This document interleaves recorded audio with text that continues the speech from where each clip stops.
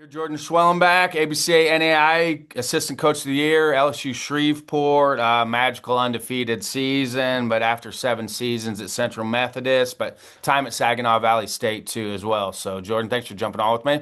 No problem, man. Thanks for having me. How was the White House? It was great. It was an experience, but I'll say the best part, besides seeing Trump, was seeing the guys that we hadn't seen since we sent them home, in the spring that graduated, that are off doing things. I mean, we had pitcher come from Netherlands back home to come, and then, our catcher was in Spain visiting his girlfriend. He flew back for that. So just seeing those guys, and I think when you get a new group in here, you lose sight of some of the things that happen because you're so focused on what's next, and being able to go and kind of put a bow on that was great for us. Did it allow you to kind of reflect again on last year? Yeah, it did. Steve Jones was our assistant last year. He's the head coach at New Mexico Highlands now, and we haven't seen him since he took that job. So seeing him was great, and it just kind of brings back everything. And like our head coach's kid got to go, and just seeing like him and his face light up when he sees the guys from last year. I mean, it just meant a lot to us, and being able to spend that time with them, and then also just hearing LSU, who was there with us, and hearing them and talk about how they were following our season and what we did was special, because obviously they won their second one in 3 years, which, is unheard of at Division One, nowadays that's going to happen. But just hearing them reflect on our season was kind of cool too. Of you don't really realize how many people, you touch, but yeah, it was special for sure. Had you been to DC before? Have not, no. It's a great city. Yeah, it's awesome. I mean, we were there so fast and quick, and we flew back out. But and you got something going on all the time. But I mean, it was great. Like just leading up into like getting off the bus and going through the checkpoints to get to the White House, and then just the whole experience of being in that special place. I mean, it was great. And a lot of our guys that hadn't gone there either, just seeing them and and seeing their faces light up, when Trump and Brad and Jay are walking in behind them. I mean, there's pictures of that. I mean, those are going to get hung up in our clubhouse and be here for a long time. It makes you proud to be an American. It does. It does. It was awesome, and a lot of our guys, whether wherever you stand, and politically, I mean, it was great to be able to go and see all that goes away up there. It Oh, it really does. does. Like once you get to DC and you see the buildings and you see everything that's there, like all of what's going on in America goes away when you go to DC and see everything. It's awesome. No, it does. And when we were on, when we were in the Capitol, obviously we're in a shutdown, but I think it was actually better that was going on because we got to see everything. I mean, the whole place was open to us. We were like the only ones in there. So just being able to have access to seeing all of that stuff, it was awesome. What'd you learn from Nate Breland? I think what I learned from Nate was just how fiery and competitive, and and like if you and I think and Brad has a lot of this too, is like if you don't say something to them and teach them something, you can't expect them to know, and we just harped on all the small details every day, and and just the competitive drive and everything, that's with them in the classroom, missing assignments, communicating with professors. That was a small campus there. So, you got to know everybody, and everybody in the town knows you. And, I think it was about presentation and how you hold yourself, not just at the field, but in town, because if you represent yourself in the wrong way, you're the program looks bad. And I think he was a prime example of that. And, that's why I was there for so long. It was hard to leave that place, and, but he was great. I mean, 7 years. I mean, it didn't feel like 7 years. You know what I mean?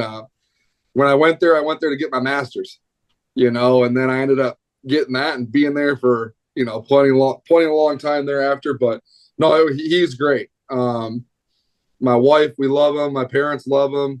My brother played for us there, my middle brother. He loves him. He's still there in town. So, he's special. And winning at that place, for people that have never been to Fayette, Missouri, I don't think they understand what he's had to do to win there. It's unbelievable. Do you feel like your personality is a good counterbalance to that? I mean, you seem like you've got a different personality than that. Yeah, I would say, and I think that's what made us so special, is you gotta, I always said, like, as an assistant, I'm just gonna take on the opposite of whatever our head coach's personality is, because you can't give too much or not enough, on either side. Um, and I just, and he loved every one of them, and so do I, but it was just a different way. And so, he always used to tell me too, hey, today, like, I'm going to get on this guy, but you got to be there on the backside. And I was like, well, you already know that's going to be me, and so, it's not going against them. It was just, getting them kind of locked back in and doing those things. But I think that's what made us so great, for so long, was just having that balance of I knew what he was and he knew what I was. And we kind of played to it pretty good. How far apart in age are you and your brother? Well, Mason is,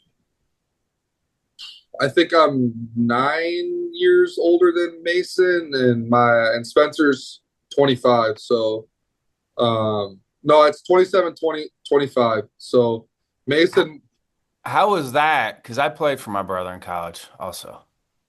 um, I think I could have been a little more brother, at times, and less coach. I think if I could go back, I would do that a little different. Um, but and I hope he knows I love him, and but it was just for him, if he was doing both, he was pitching and hitting, and there's never a break, and so, um, and I would say he was kind of better with my style. I don't think he liked if Nate got on him a lot, and Nate knew that, and so he would always be like, "Hey, you go take care of him." And I think a lot of times I maybe handled it in a way where I would do it a little bit different now.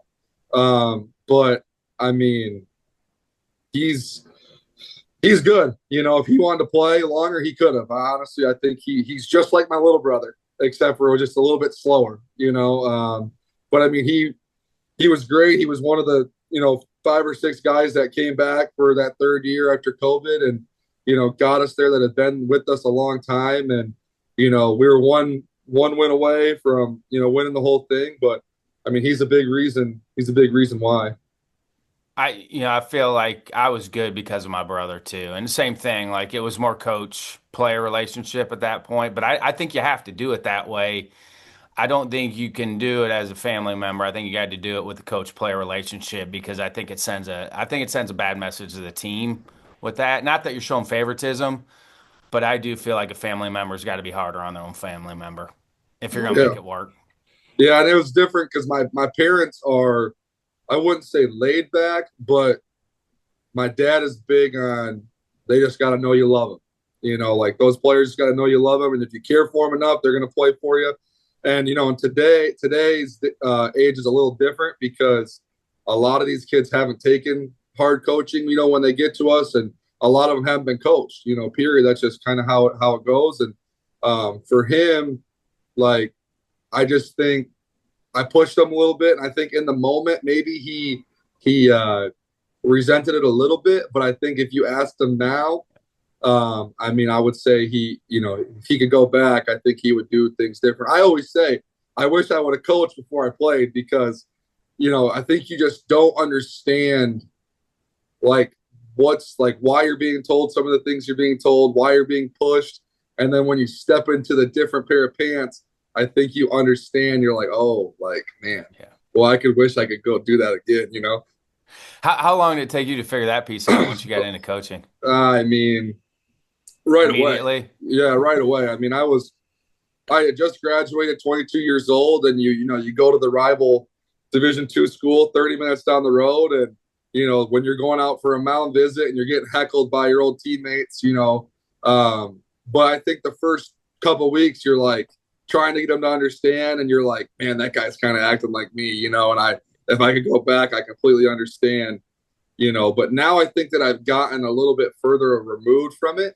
I don't see it as much of, like, but man, early on I was like, dang, if I could just go do this a little bit more, or that a little bit better, or maybe not gone home and been like, man, why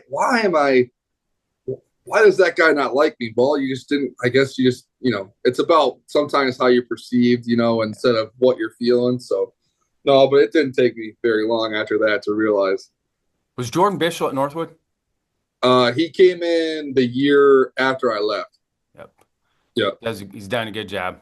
Yeah, he's been great. I think a good example of just staying to what you believe as a coach and not varying from it. I agree. So my first year at Saginaw Valley, it was his first year at Northwood. And so we battled it out with them. I always felt like we played them tough. Obviously we had a kind of a rivalry going there with Northwood and Saginaw Valley. But I mean, he's just won everywhere he's been. And, like me and him always had a good relationship. And, I think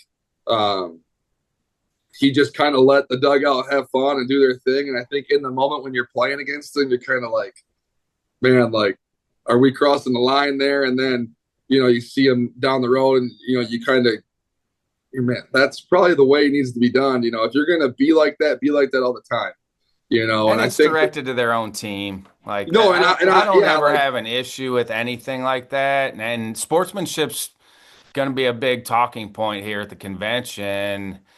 I think as long as you direct it to your own team, you're good. Like the rest of it's fine. Just direct it to your own dugout. Yeah, like we're telling our guys, like if you're gonna be up there, like you better be there for 9. Yes. Don't if you're gonna be down here and you don't want to say anything, then you need to be like that for 9 innings. Don't come in and out. And I think they're a good example of down 5 or up 4. Like they're the same way. And I think that's gotten them back into a lot of games. When they were at CMU or when he was at Cincinnati last year, that got him into a lot of games. And they don't give up. And the dugout, you know how it is. You're at home and you're losing, and all of a sudden you get a big hit, and not only does your fans get into it, but the dugout's going. And I mean, it can spark something real quick. What do you feel like sets winning programs apart? Obviously you got to have the right people, and you got to get the right people in. But I would just say, it's not always about the best players. I think it's about, who becomes a team the quickest. We're dealing with that right now. We got 27 new guys in here, and we're telling them like, and, every day Brad's like, hey, we're a roster right now, but how quick can we become a team? And the ones that want to fight for each other and care about each other and, play for each other and not just yourselves. Cause baseball is individualized, individual success can help a team, but, are you willing to, wear the pitch inside? Are you willing to bunt guy over? Are you willing to hit behind a runner at second? Those are the small things that I think we talk about that really matter. And, how baseball is. It's going to come down to 1 or 2 things at the end and who can do them the best. And, or when you're up 2 and you got bases loaded, 2 outs, like, can you put them away? And I think that was what set us apart, at least last year, was just, we didn't play a lot of close games on paper, but we played plenty of close games throughout the game, 5th or 6th inning, and you got to put somebody away. And we did that. And you see, you watch on TV and teams aren't doing that. And you let somebody back in the game and the momentum changes. And like, I just think that we never let that momentum shift last year.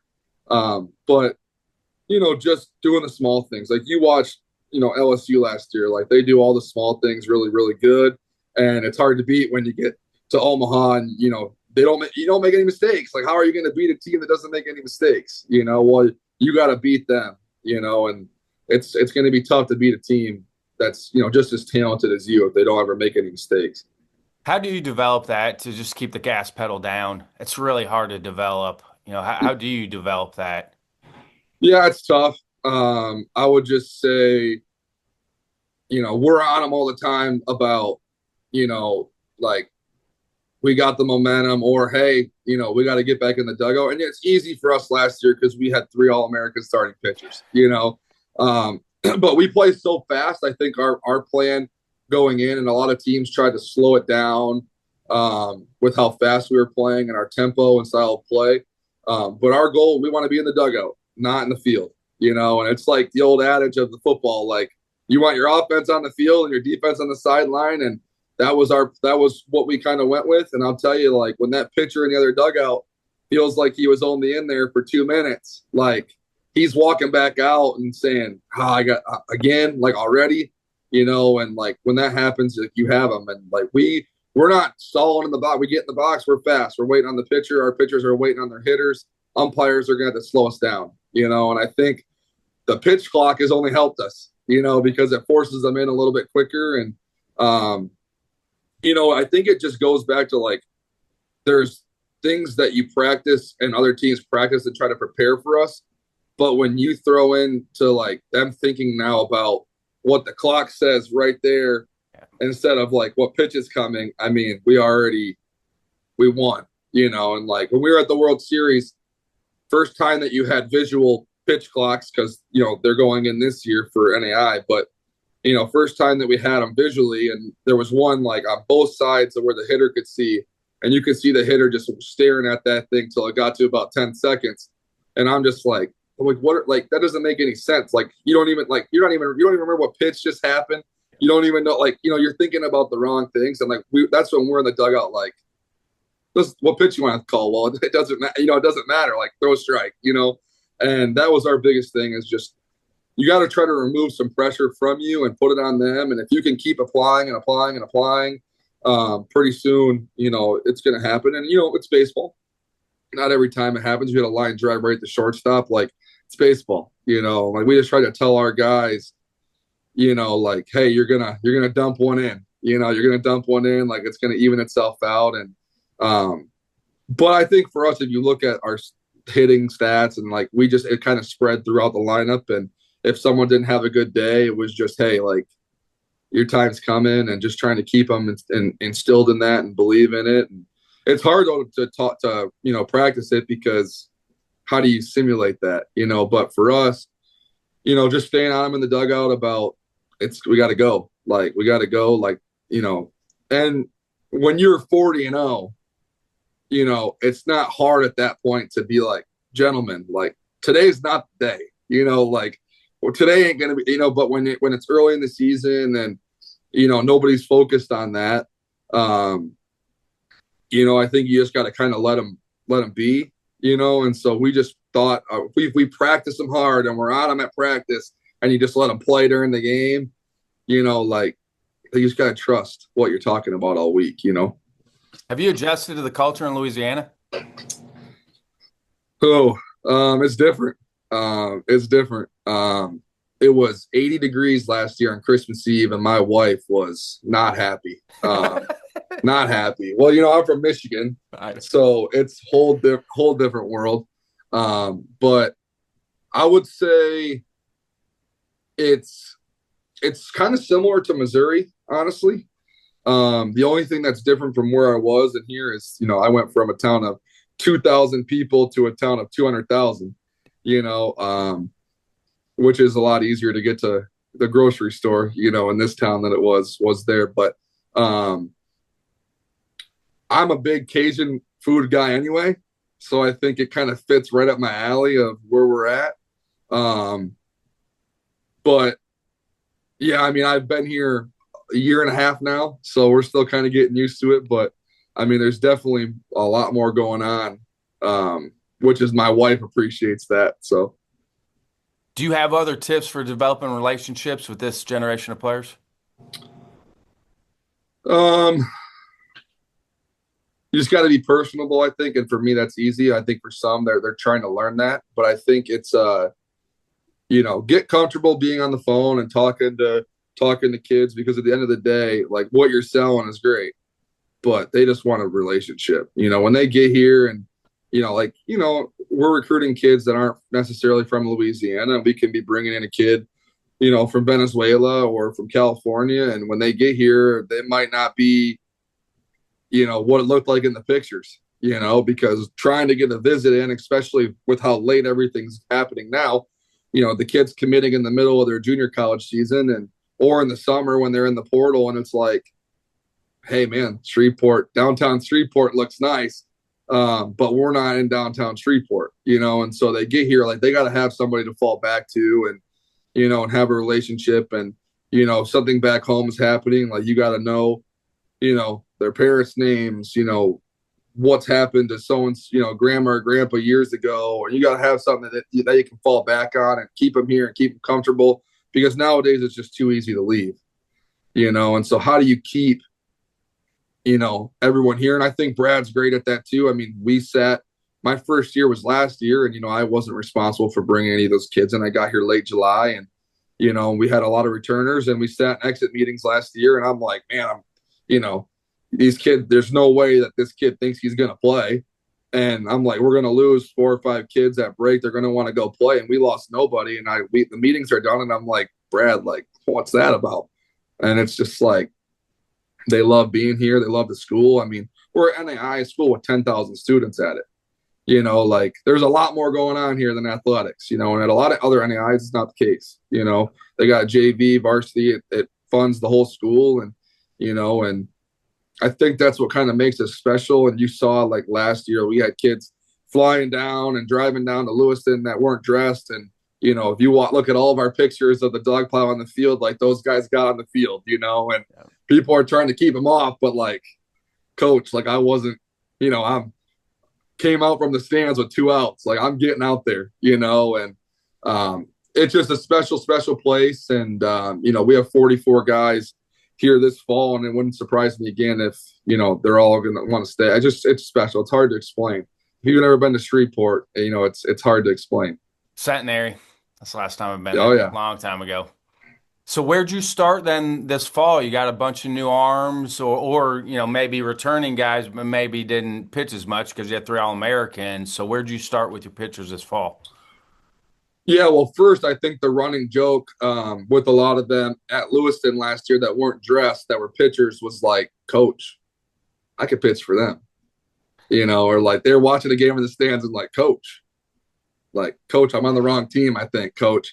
And I'm like, hey, your time will come. And, we brought, I would say from the pitching side, like, we had a lot coming back, but, obviously you lose the 3 All-Americans, but, and some pieces in the bullpen, but, it just gives a couple guys a chance that maybe were throwing out of the pen last year or didn't get many innings, because those starters for us, they ate a lot of innings. And our conference is playing three games on the weekend and a midweek, in our midweek, we were just kind of full staff in those games, an inning or 2 here. And, some of them got a chance to pitch, but, we lost Brock Lucas the week before the season last year. And he came back middle of the year and he started the national championship game. And I think if you ask him, he would have wanted a little bit better showing, but he'd already thrown 2 times in the World Series. And, he gave us all he had last year, but he's going to get a chance to come in and do some things. We brought some pieces in who we think are talented, but again, it's, we want to go fast and we want to do some things, and, we're doing things a little bit different. So just from that standpoint, I think we're to a point now, we start a little later. It's 100 degrees, in August. So it's like, you want to put them through that, or do you want to save it for the end and go 3 weeks into November? So, we're getting built up here on some innings, but I mean, we're talented. Like, we're very talented. We have a lot of pitchers, which isn't always great, but, when we're battling, competing, and, we always tell them, this is back at my time at Central Methodist, when, we pitch great there too. It's just, guys, you're not competing against each other. Like, if you're in the dugout or you're charting and you're hoping that this guy doesn't pitch good so you can pitch, like, that's not how we're going to do it here. Like, that guy out there, he represents our staff and what we're doing and, the things that we believe in. And, like, we got to be behind each other. And if, I catch one of you guys not being behind each other, like, that's not going to be a good deal, because, everybody's going to get a chance, and I think we're going to give some more chances this year. We had 3 guys start the season at the end of the rotation and they stayed the whole way. How many times does that happen? And so we're just telling them, like, a lot of new guys, a lot of returners, just blend in, get along with each other, do things the right way, like, and if you can do those things, if you can pitch with tempo and you can mix it up and throw strikes and, control the running game, like, we're going to be there at the end again and we're going to have a chance, and that's all that matters. But how hard it is getting, 27 new guys, going in the right direction.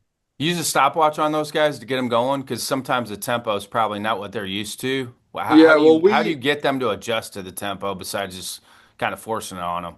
Yeah, we got our pitch clocks installed a couple weeks ago, so that helps now. But yeah, in the bullpen, I mean, you're just constantly behind them, like tempo, let's go, and if they can, and that gets them really, speeding up. But the game's going to speed up on them sometimes, and so putting them in a situation in practice or in the bullpen that's going to kind of simulate that, and like we're just trying to make it tougher, than what it's going to be on the mound in the game, and with how quick we're throwing the ball around and getting the sign in, like there's no choice but to speed them up, But for me and Brad, the first couple of weeks of inter squads, we're biting the tongue, like, hey, they're going to work faster, and I think the perfect example always is just seeing somebody go out there that's a returner and does it, and having them and just saying like, hey, like that's how it's supposed to be done.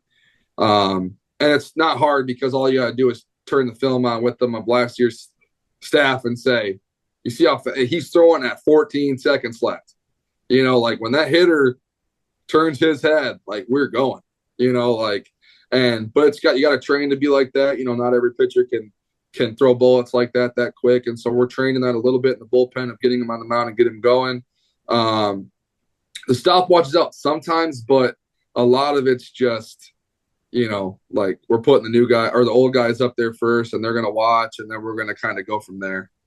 How are you handling their innings then in the fall? Like how for an outing for a guy, how do you split those up when you get into inter squad? Right now, the most anyone's thrown is two. This week we're kind of building it up a little bit. There's going to be a couple of guys that go three. We got a couple guys throwing today that are going to bounce back and throw either Saturday or Sunday again. One inning today, one inning, just trying to get them similar to the season, but also you're not doing anything crazy because you don't want to lose anybody in the fall. But you just got to see if they can do it, And so I think we'll probably go no more than three, and obviously a lot of it's just on the pitches anyway. We really don't want to get anybody up over 50 right now, but it all depends. It's different nowadays in the summer. Some kids play and pitch 12 games. Some kids don't play at all. So you get these guys in here in August and you're like, you got to try to figure out where everybody's at, and not everybody's in the same stage. And so, but it's our job to get them kind of built back in and understand where they're at and what they need. I think this year we had a team that didn't throw a lot of summer ball. So we had to kind of build them up a little bit more than we had in the past. Whereas like last year, like we had Isaac Rohde who had just thrown 100 innings his junior year, and then he went through a full summer, and you get him back here and you're like, hey buddy, you're done till, middle October. And so just understanding their arms and, like we have an arm scale rating that we use 1 through 5, how they feel every day. And, they just got to be honest with it. Like I'm not going to be mad if you're at a 1, like, but we're just going to have to take steps to, getting you back into a 5. And, our athletic trainer is Megan Neffendorf, Brad's wife. And I mean, she's been to a lot of places. She was at Division I with baseball. I mean, she's been really good for the arms. I mean, she, like I tell them, like, are you going to the training room? Well, no. I said, you need to be there every day. Like you had a shoulder injury 2 years ago. Like, why are you not there every day? And so just getting them into a better routine, and, you get all these new guys here, you got to break some habits, and I think at this point, 6.5 weeks in for us, we've broke some bad habits. And now it's just, let's keep continuing to get better. And then, once you get in the spring, we always tell them the fall's harder. Like we're going to push you to a point, where you're going to get to the game and you're going to be like, oh boy, like it feels way slow, it feels way too slow right now, but it's not slow, and so that's our goal. So those guys, because you are going later, so what's kind of the off season look like to get built up? Like, how do you have them completely shut down if you're going later and you're more competitive, or you kind of a slow burn before the season starts back up for practice? I think last year we were more slow burn because we had a lot of guys played in the summer, whereas this year, I mean, we had guys showed up in August that had only been playing catch for like a week or two, and so this year, I think Brad and I talked about it the other day. I think once the fall's done, I mean, we're going to still have them go out there. individually and throw and do some things, and try to not take a break at all. If somebody needs a week or two, that's fine. But we're going to try to run this all the way to the season because, we haven't stressed them enough for them to need something like that. But, we'll go kind of more individualized on that part. But this year, like, we'll just try to build them up. And then you send kids home for Christmas break in the NAI and you start the last week of January. It's like, I always say to people, like, the fall is the fall. You can have a pitcher that threw great all fall. He goes home. He doesn't throw at all. He comes back. The velo's down 6 miles an hour. That guy can't throw. Whereas you have a guy that comes back that didn't throw great in the fall, but he worked hard because you told him he may not pitch. And, he comes back and he's throwing strikes and you're like, oh my gosh, this guy can help us, So we always leave a spot for a surprise. But then, you always are going to have that one guy that you counted on that didn't come back and do things right. And, you leave them, they leave for 3 weeks during Christmas break.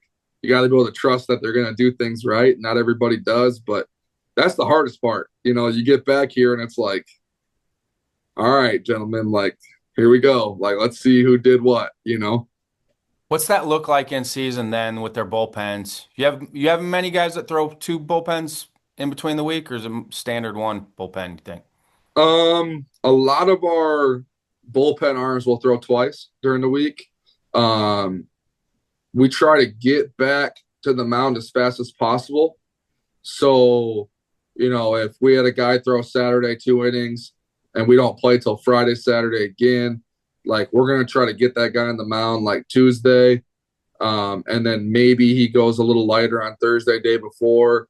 Or if he comes in on Monday and he wants to just touch it, because we're big on end of catch play. Guys are out there ripping balls coming back in. Well, we just save that. We go on the mound, and get a catcher in there, and we throw 5, 6, 7, whatever they need on the slope because, and that I'd say that's something that my youngest brother just talked about. We're the only, like, think about this. Like, can you imagine a 3-point shooter during the week not shooting threes? Like, are we the only sport that's like, well, we don't want pitchers to get on the mound? Like, it's just unbelievable, like, well, what do you mean? Like, can basketball players, they don't shoot free throws during the week, and I get the arms a little different, but for our guys, if they're a 4 or 5 on the arm scale, like, why are we not throwing today? Yeah. And so. I agree.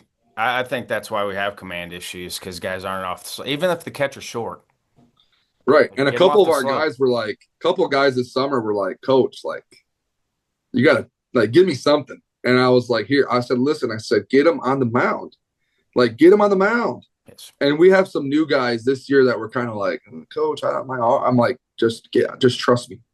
Like, I said, what's the difference between when you're coming in from long toss and you are at 60 feet and you're throwing what looks like 100 miles an hour to a pitcher who can't catch it versus going on there, just throw 6 fastballs at 50 feet.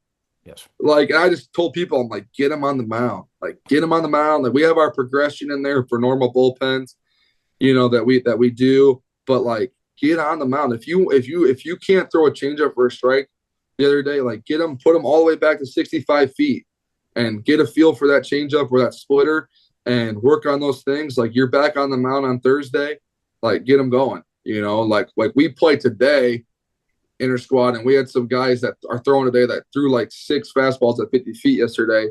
Just, whatever makes them feel good about coming in, and doing that. And so a lot of that's just got to be communicated. And obviously the hardest part is getting catchers during the day that can go sit back there and do those things. And, like, our catchers class schedules right now are brutal this fall.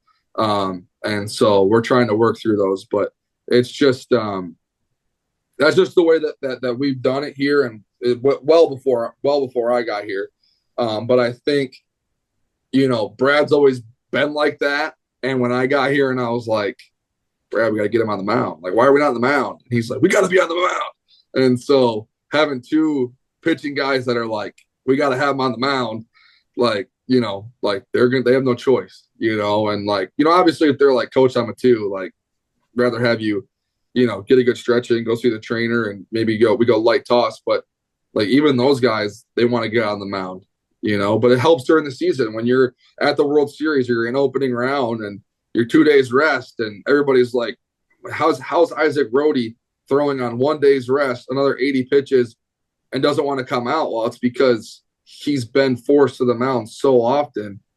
Like he was always the one that was coming up middle of this, like we're in the middle of the season conference weekend, and we got Kobe Reeves, the second team All-American, going in game 3. And this guy's coming over saying, Coach, I'm ready. Like, hey, I'm ready to go. And I'm like, go put a jacket on and like sit down, dude.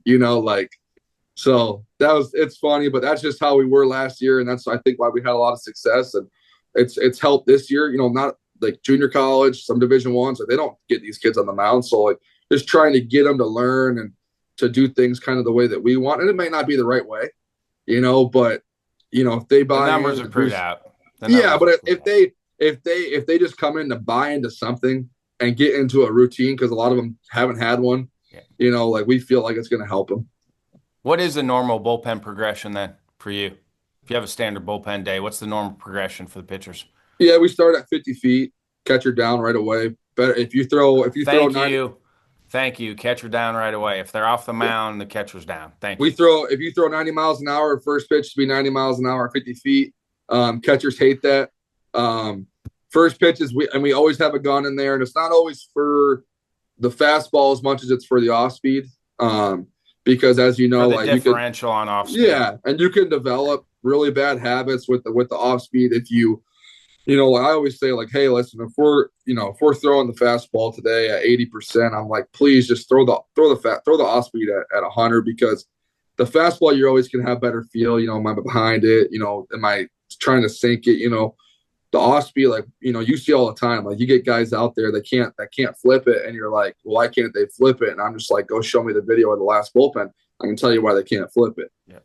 And so we're 50 feet.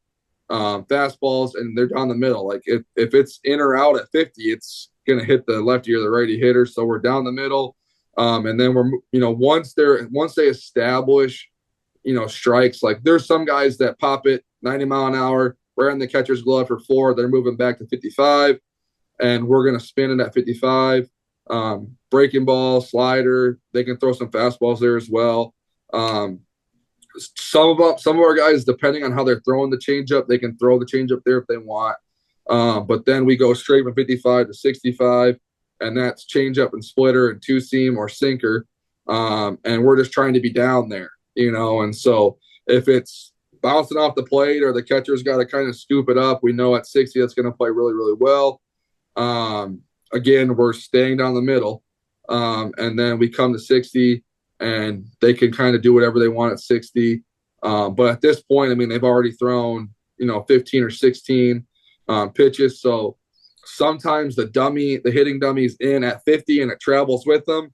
Sometimes they just bring it in at 60. It kind of depends on how they've been throwing. Like if we have some guys that did have some command issues, like that hitting dummy's at 50 right away, hit her down right away. And then we're going to kind of move it back with them.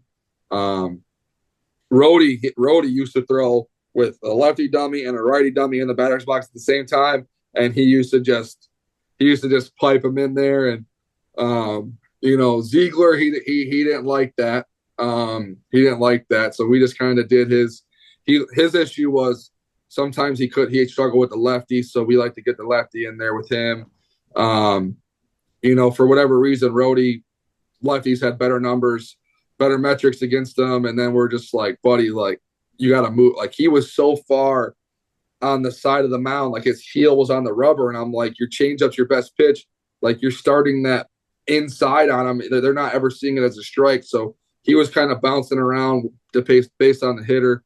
But just small things that people wouldn't even think about that matter, and maybe it wasn't the smartest thing or it goes against the book, but for us. I don't know why more hitters and pitchers don't move more.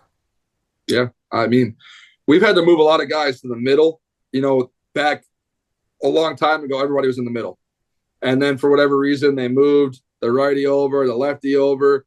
But the first thing that my brother did when he got moved up to the Braves was you're going to the middle. You got pitches that move this way. You got pitches that move this way. Like let them play and let them tunnel. And we moved a couple guys a couple weeks ago to the middle that just kind of had stuff that plays both ways. And they're like, oh, coach. Like, I said, it's just, you don't even think about it, but it's like, it's perception of the hitter. And like, I don't care what you've done for 5-6 years. Like we got to be better. Like if you want the hitter to have a tougher time with you, like that's what it's going to take. Like, why are they not swinging at my slider, coach? Because you're starting on this far of the side of the mound. It's starting on the outside black and running off. They never see it as a strike. Yep. Like they're never going to swing at that. Like if it's not a strike at 80% of the way, it's take, and a lot of people, they don't, they're hearing this for the first time, but that's what we're here for. And, I think it's a great destination for guys that want to come and pitch when you have the head coach and the pitching guy that are, they're both backgrounds of pitching. Like, gets their eyes in the zone more too. Yeah, 100%. I think a lot of it with command for pitchers sometimes is just their eyes aren't in a great position, or they can't see their location. You can talk all you want, but I think the glove side guys have a lot less of the plate to work with than guys that are on the arm side of the rubber. I agree. For me, you got a lot more of the plate to work with, and their eyes can get to the inside on the opposite side batter a little bit easier because they can see it better. Like I think the bullpen's a great time to just tinker with stuff and just figure it out. No, 100%. And we're, like we talk about arm slot in there a lot, like, hey, throw one like this, and just to see, because you got guys that get a little bit stuck up in here, so we're just, hey, try to throw sidearm, and they throw one, and you're like, how'd that feel? Like it wasn't sidearm, but just getting the thought of like being a little bit lower. And our biggest thing is, and I know, and somebody asked me the other day, and they're like, if you're getting players and you think that like that guy's good enough, just good enough right then, and your plan isn't to get him any better, like it's not going to work. Like here, it's just like, yes, like we're recruiting some of the best guys that can go NAI, or that maybe don't get a chance, that maybe we're at Division I academics, whatever it is. And it's like, we got a chance to get the best guys. But when they get here, it's like, all we're thinking about is, man, that guy can be so much better. Like, man, can you imagine if we get a splitter in that guy's hands, like what that, and, for us, it's just development, and it's in season. Like you got to get, like, like we had the pitcher of the year, and there was times during the week where he had to work really hard because teams were battling with them, and we're like, Isaac, like, watch this. And he was very good. Like he was very, very good. And a guy that never gave up any runs, he didn't have to listen, but I'll tell you, like, if anybody wants to say like, what's so special about Isaac Rohde, like the dude listened, and he always wanted to get better. And it didn't matter if he went 7 innings, 13 strikeouts, and only gave up 2 hits. Like we tried to get better, and that was with everybody on the staff last year. And then you start to see some guys, if you look, that maybe didn't pitch for the first 20 games of our season, that started really throwing big innings for us late.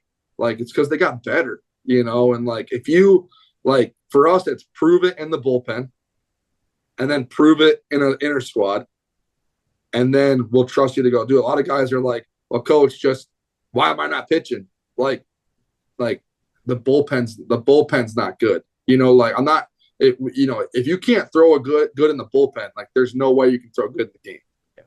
Yeah. And I'm not talking about like pregame, where some of the guys, where Kobe Reeves throws the worst pregame bullpen of his life against Louisiana Christian and then throws a no-hitter. Like I'm not talking about, we joked about that all after the game, because I get in the dugout and Brad's like, how'd he look?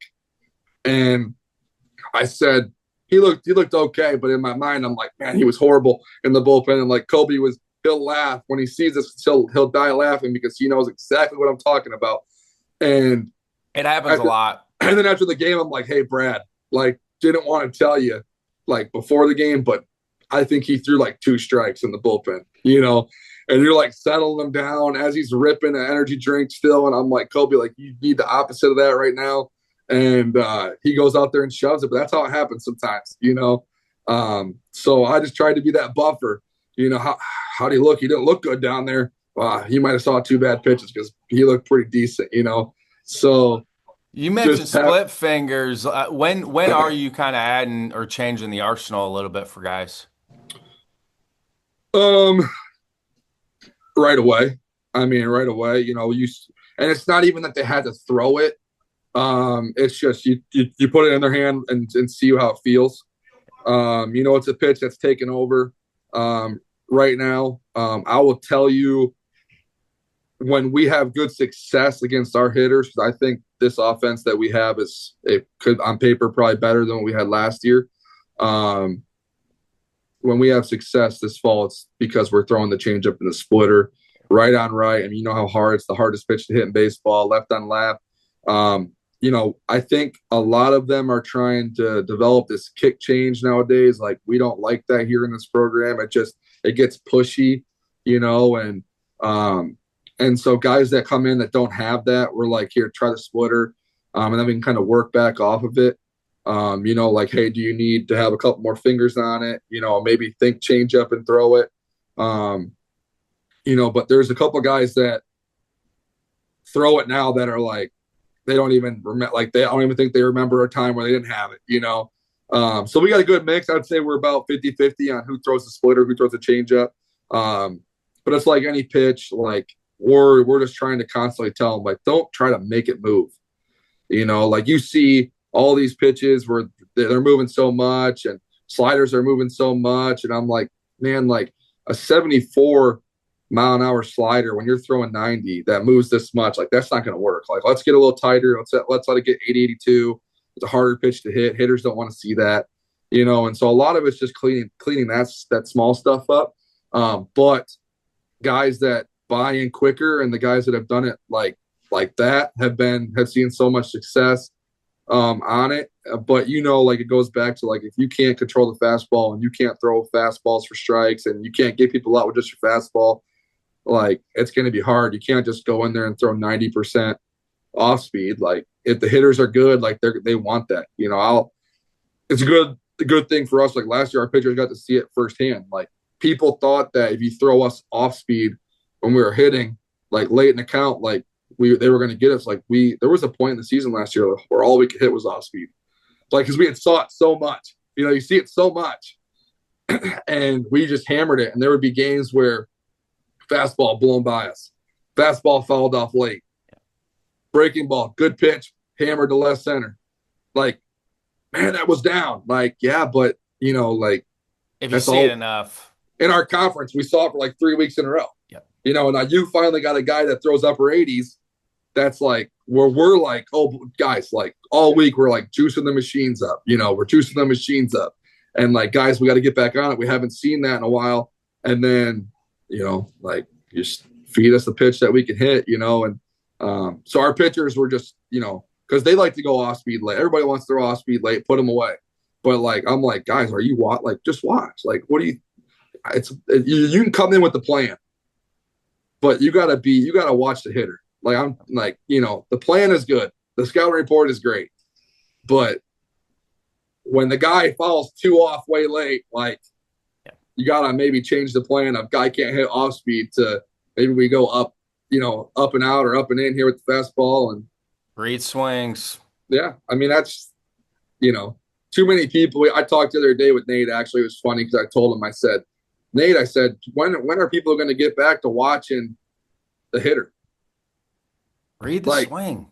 You can think that, like, I don't care. Like, big league guys aren't good enough to make adjustments pitch to pitch. Correct. Some are, the elites, but I mean, come on. Like, maybe in that bad adjustment, but they're not good enough to make them prove it. Yeah, make the hitter prove it. I agree. Same with hitting. Like, you can go in and tell the hitter, tell your hitters, like, hey, this guy's 90% fastball closer coming in, but maybe that day the coach is just spamming the slider. Like, I shouldn't have to tell you on deck that the guy before you got 4 sliders. And I think that's why we were so good last year, was we didn't need to tell them that much. Like, there's been years where, here and where I used to be, where you give them all the reports. Here's what it is. Whereas last year, we just said, hey, less is more. Tell them the velo.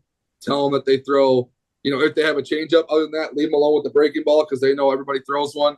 Let them figure out the spin on their own, while we were just kind of throwing the machines on what that pitcher looked like without saying, hey, this is the pitcher that's going to throw on Sunday. But we had a lot of guys coming in. Hey, coach, remember on Thursday that slider machine? That's the same slider as this guy. Yeah, that was like that for a reason. But it was just interesting. Like, some teams you got to give a lot, some teams you don't. So I think just being able to, to be, flexible and understand that it's about them, like it's about them. Does it make it easier to play defense when your whip's .98? They made a lot of plays for us. Hey, they made a lot of plays. I think it's harder sometimes on defense though, like because you really have to stay dialed in because you may not get a ball for an inning or two. So like you really have to stay dialed in defensively. Yeah, I think our shortstop was the best shortstop in the country, and it makes it easy when you got a high motor guy out there setting the tone and the example, and you know how it rubs off, and so that's been the biggest thing. We're trying to replace him, and he's here helping us coach. He's trying to graduate. And we're helping him out there, but having him back and he's all over those guys. And, Brad's kind of taken over the infield. And he loves doing infield defense. I mean, someone's got to film that and send it in one day for a documentary. Cause that'll be everybody. That's comedy, but, getting them to understand, but I'll tell you, like we had a lot of our success last year because of how good we were defensively. And it's not about making the special plays. It's about the routine plays. And, it's as simple as this: run around first base, ball to the outfield, got to move to his left 4 steps. Like that ball's got to go to second. Like you got to, and we did that all last year. And then once, every time you do something right in the outfield, grounder to short, 6-4-3, and we're in the dugout. Whereas a lot of teams and a lot of outfielders, they want to throw that guy out, but you got to split them. You got to keep a double play in order. And again, it goes back to the beginning of like doing the small stuff. Like we're talking about that every day, like when you throw to the front bag and when you throw to the back bag, and the more chances that we can have to get ground balls, because, like I would say, like we induce a large amount of ground balls, and, and we may not have the best arms in the outfield, but it's just throwing it to the right base, doing the right thing. But that's got to be communicated on the backside. It starts with the catcher, like loudest voice, most important position. And a lot of our success last year was about how good our catching was, how good the communication was. And, when you're trying to get someone's attention in the field to take 3 steps over or get in the gap, or, we're playing here and they're on you right away, it's easy to make those adjustments. Like we're not having to yell 6 times out there, like pitches thrown, eyes are back in the dugout where we need to be, adjust really quick. And again, it just goes back to some things that you don't think about, but that helped us. Everything mattered last year. Going 59-0, like everything mattered. And people are like, how'd you do it? Well, everything was important. Like everything that they did mattered to them. And if we're not eyes on one time, we're trying to move them to the line, or we're trying to play no doubles, and a guy hits the ball down, like we're 58-1.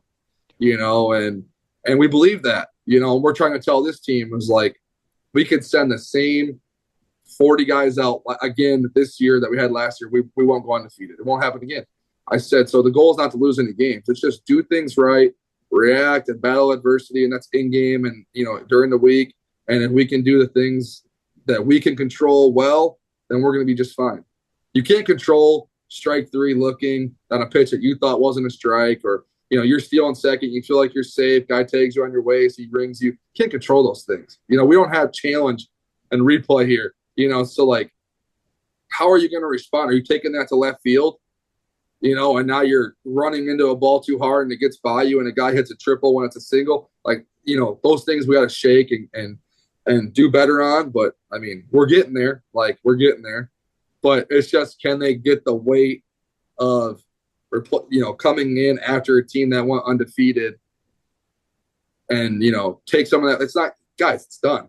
Like it was great. Like, that's what Brad and I were saying. Like, we love to go into the White House, but it's kind of a relief of like, we put a bow on it. It's over. We can go on to the next thing. You guys talk about that up tempo, but there's got, again, with decision making, you can't run like your hair's on fire.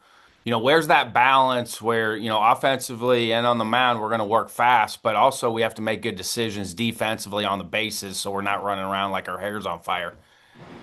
Yeah. I just think, like when we do a lot of infield work, we're doing a lot of like, I would say fast tempo. Like we're doing like 6-4-3, and then like it's come back to the pitcher 1-2-3, and then it's 3-6. Like we're doing a lot of stuff so fast that when they get in the game and they actually get the prep step and get to a spot, and there's only one ball being hit, like I think it slows it down for them. And so it may look like chaos when people show up and they're like, holy smokes, like the ball's flying all over the infield.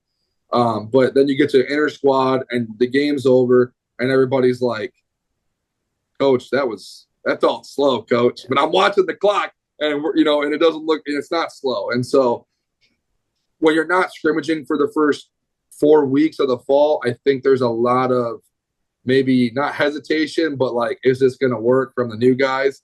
And then once you get out there on the field for the first, inter squad, I think they come back in and you're like, oh yeah, like coach, it's slower, and that's the goal. Like we want to slow it down. And, we do a thing that pitchers hate the most, and we do a lot of PFPs, and they hate it, like they don't, coach, PFPs again? Like, yeah, we're doing, we got to go, we got to make throws. And I'll give them the benefit of like, it is always harder when you're in a line of like 15 pitchers and you get one of every 15 throws versus you're 60 pitches into the game and you get a ball back to you and you got to go 2. Like I tell them, I said, I know it's hard, but if you can do it now, then you can do it then, and so trying to put them in game-like situations as possible, and sometimes harder and more up-tempo situations that they're going to see.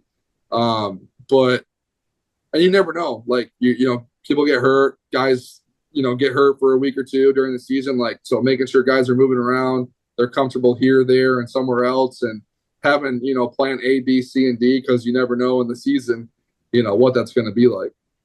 Do you have a fail forward moment? You have something you thought was going to set you back, but looking back now, it helped you move forward? Could be personally or professionally. No, I think my wife would tell you that my greatest weakness is my loyalty, because I am too loyal sometimes to everything and the people I work for. And I was there for 7 years at Central Methodist because of I felt like I owed something to Nate. Gave me a chance to do something. And in 2021, when we got runner up in the country, I felt like hey, we gotta win something. And then I'm at Shreveport because of her. She was the one that was like, it's time to go do something else. And she worked for the school there too, and there was some things that kind of happened with her, and she just said, we're leaving. Like, you got 2 weeks to find something. And I knew Brad, and so I called him and I was like, hey, listen, like, wife said we're leaving. Are you really leaving? And I was like, my wife said we're leaving. Nate knows, he understands. Obviously, he's not happy about it, but we're great friends, and I think it took us a while. Once I left, we're in that weird stage of life without each other, and now we're great. We talk almost every day. But she's pushed me to go, I've never applied for a job. Like, I don't think it's right. I think it's just where you're at, it's where you need to be at. And, your loyalty, someday you'll be rewarded. You're going to get the call, to be a head coach at a great program because of how loyal you are. And, and there's nothing against the people that bounce around and do things. Like, I have great friends that have bounced around and have gotten great chances and opportunities now. But man, I think there's something to be said for people that are loyal and want to be somewhere for a long time. And, and obviously financially, it's the assistant coaching pay at non-power 4 Division I, isn't the greatest. But, we just live upon, if we're lucky enough and blessed enough down the road to have a chance, like, and it's your chance, like the loyalty, like you're going to get repaid, I agree. It's hard though when you don't see it get rewarded. I think that's the hard part with that is there's definitely no instant gratification with that. Yeah, and I think for like when me and her talked, during the season last year, and before the season, she's like, like I told you, it's 85 on Christmas Eve. You better win a national championship. And I'm like, listen, like I'll never go back to the cold though. Like, no, I can't say that because my parents are in Michigan and they're going to be mad because we got a 7-month-old now and they're like, you got to move back. And I'm like, what am I leaving? Why would I be leaving? But last year, we go to the opening round undefeated, and I think we just sat down and we said, hey, listen, like, this is all because of everything that we've been through and, how loyal we've been, and we did things the right way. And, I try to teach all the GAs and the guys that we have here that are helping coach, like, listen, like, it doesn't matter if you think that the hitting's not being taught right or the pitching's not being taught right or what the head coach said after the game was what you would have said. It doesn't matter. Like, all that matters is your loyalty that you're going to show to the head coach, to the players. They need to know that you can trust them. The head coach needs to know that you can trust them. You have to have a relationship with these people. That stuff carries so much weight and it matters so much. And people don't understand that, because at the end of the day, when your name's called to run a program, like, you're going to want those people supporting and backing you up. And you never know one day, what's going to happen. And, like, we thought, maybe my family's big, like, was Brad going to go somewhere else and get an opportunity somewhere else? And, hey, are you leaving? And it's like, that'd be great to go Division I. Like, that'd be great.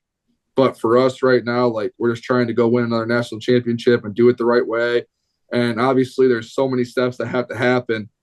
But we believe, like, God put us in this position to be in Shreveport, Louisiana, and impact these kids here. And, and the community here has been great. I mean, we had 1,000 people standing up, waiting in the pouring rain for our first game in the regional last year. And our guys are coming out of the dugout during the rain delay, and they're like, holy, we don't have enough seating for these people, and I'm just trying to, like, just getting the town of, like, they're, hey, we're excited for the season. And I'm like, I hope we have enough stands, like, are we bringing in portable bleachers? I'm telling our AD all the time, hey, what's the seating look like? Because we fit 100 up there. Like, if people are showing up and talking about going for 60 in a row, like, we're going to want to get more seating, So for you, with having a newborn, how has your schedule changed? Oh, I mean, it helped with scouting during the season because, you're holding her, you're trying to watch and trying to figure out who's going to do what. Well, she was born a month early in March. They're right in the middle of the season. Right in the middle of it. And her first month of her life was spent in the NICU. So, as soon as the game's over, you're trying to hurry up and get out as fast as possible to get over there. And Brad was great with that. What are you doing here still? Why are you here?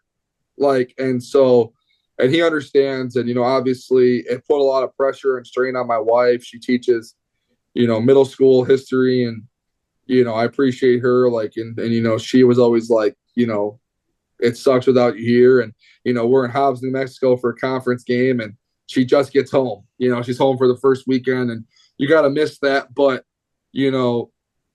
having her on the field when we go to the World Series, in a program that had been so close 2 years in a row to going and being a top 5 and not going, like, nothing in baseball is worse at any level than being a top 5 seed and you don't go, and that's at any level. See Division I, like Texas last year, great season, don't go. I mean, I'm sure it's, they're itching to get back out there this year. And, for us, it was just a little bit of relief of, like, we're going back, and boy, we know what we're bringing with us, because we're packing the pitching, and, and we're going to be able to go do it. And, having her on the field with my wife after, it was special because, not sleeping and her being home and having to be on the FaceTime to see her, and, knowing how tough it is. My mom was great. She kept flying from Michigan to be here with her when we were gone. And, and then being able to win and have the national championship trophy with us. And now my wife's calling her the national champion baby. She hasn't lost yet.